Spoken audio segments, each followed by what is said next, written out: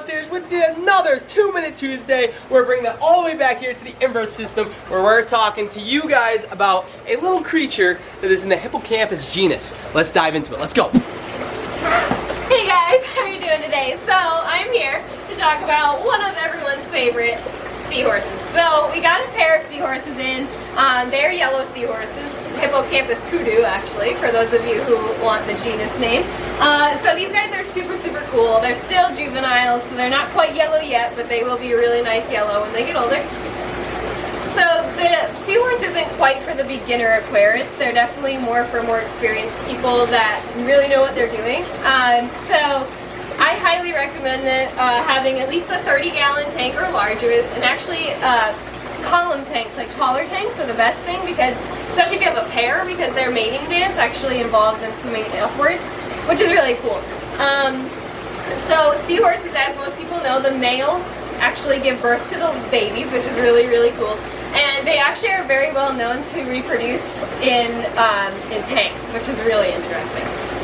One thing with seahorses is they do not want high flow. They actually want the lower flow, so they don't do well in a normal reef tank. They also don't do well with corals either, except for some like softy corals, so leathers and gorgonians. That's the only thing you really should keep them with, because regular corals will sting them and harm them. They also, like I said, they don't like high flow, which you can't really have very low flow in a normal reef tank. So that's where them and corals just don't really go together.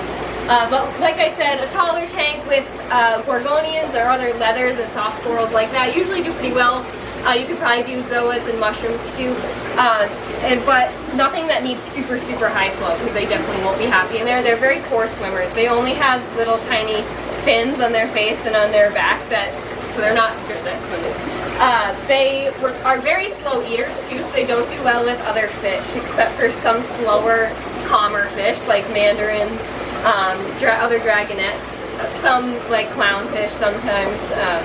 They take a long time to grab their food, and usually they do best when it settles down to the bottom, and when other fish are grabbing it and trying to eat it, it just can become an issue and it will startle the seahorses.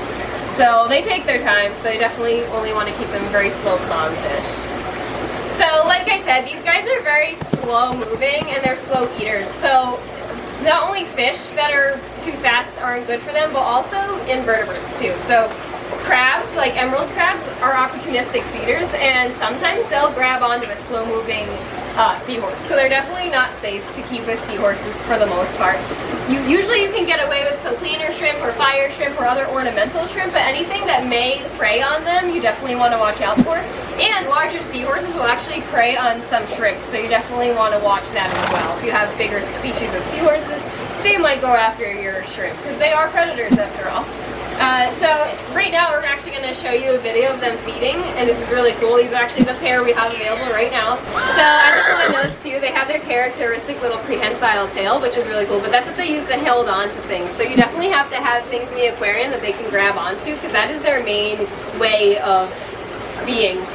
They need to be able to hold on to something. That's just what seahorses do. So usually what people will do is actually use artificial plants like we have in our aquarium here. Stuff that's like long and pointy that they can grab onto. And also, like I said, you could do gorgonians. Those are usually a good one to keep with seahorses, because they don't sting them, and they also are branchy and something they can grab onto. Same with some leathers as well.